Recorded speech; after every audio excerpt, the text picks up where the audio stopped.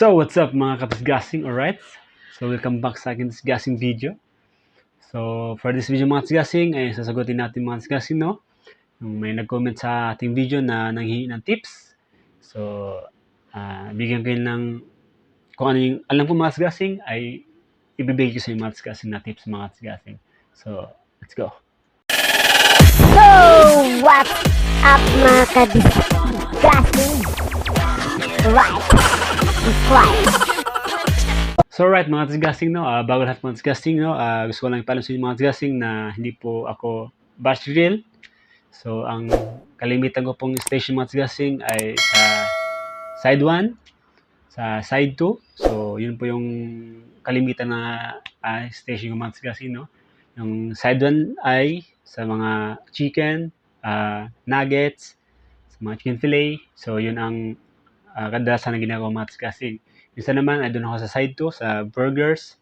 So yun mga tisgasing. So ngayon mga tisgasing ay bigyan ko kayo ng konting kaalaman sa batch drill, no? Yung mga importanteng alam ko mga tisgasing sa batch drill. So yun ang may tutulong ko sa mga tisgasing.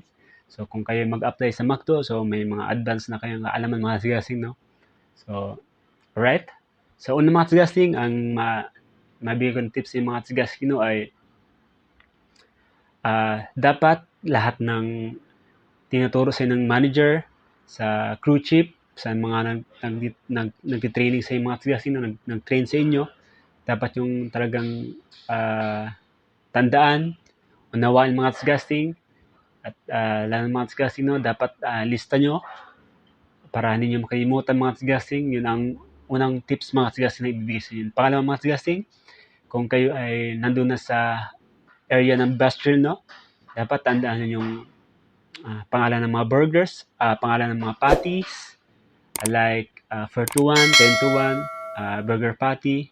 So, yun yung mga pangalan ng mga burgers sa mga tisgasing. And then, pangatlong tips na bigay sa mga tisgasing, no, ay yung tandaan nyo itong mga tisgasing na napaka-importante ito ay ito yung paglilay ng patty mga tisgasing. Yung paglilay ng patty, pagluluto ng patty mga tisgasing, no, kasi may pattern ng mga tisgasing, hindi basta-basta na italambog mo lang yung patty doon. Hindi po mga tisgasing, may pattern po yan na dapat mong sundin. So, yan po yung pangatlong tips na ibigay sa mga tisgasing, no? Pattern ng patty. So, yun po mga tisgasing. At ang pang-apat na tips na bigay sa mga tisgasing, no, ay yung paghawak ng spatula mga tisgasing. So, dapat alam mo yung paghawak ng spatula. So, ituturo naman sa inyo ng manager or sa crew chief mga tisgasing, no, sa mga nag-training sa inyo. So, dapat yung tandaan mga tisgasing na sa McDo ay talagang minsan patayin yung trabaho mga tisgasing pag maraming tao talaga. So, minsan yung iba naluluga mga tisgasing. Tulungan talaga sa McDo, hindi yung kanya-kanya mga tisgasing, kasi pag yung mindset ng mga tisgasing ay kanya-kanya, talagang maluluga ka talaga mga tisgasing. So, dapat kami nga mga tisgasing, no, minsan talagang 4 kami sa kitchen, sa linear mga tisgasing, naluluga pa kami kasi talagang sa sobrang dami ng tao. So, kahit nagtutulungan pa kami, so, yung mga tisgasing, may mga times talaga na ganun mangyari sa ating mga tisgasing pag kayo ay nag-work sa McDo.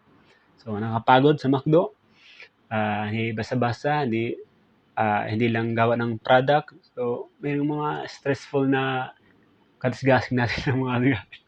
So, yung mga tisgasing, so tips lang sa mga tisgasing, no, dapat galingan nyo everyday. Lahat ng mga tituro sa inyo ng crew chief, sa manager, sa mga ka-crewmates nyo, sa mga matagal na crew nyo dyan, na tuturuan kayo. Tandaan nyo mga tisgasing yung mga sa tingin yung ikakabuti sa trabaho ng mga tisgasing. Yung mga katisgasing natin dyan, yung mga nagturo ng mga kabastugan. So, yung kukunin yung mga tisgasing. Alright? So, yun mga tisgasing ang mabigyan na tips sa inyo na maging maayos sa trabaho mga tisgasing. Huwag palaging absent. So, yung mga tisgasing, no, para lahat maging ayos yung natin mga tisgasing. Kasi, kaya nga kayo nagtatrabaho sa McDo kasi kailangan yung trabaho.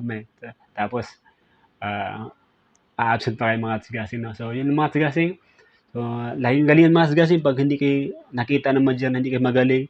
So, hindi kayo bibigyan ng schedule mga sigasing. Kasi, ang pasok ng mga crew sa McDo ay by schedule yung mga sigasing. Kasi kung wala kang schedule, so wala kang pasok mga sigasing, wala kang sahod.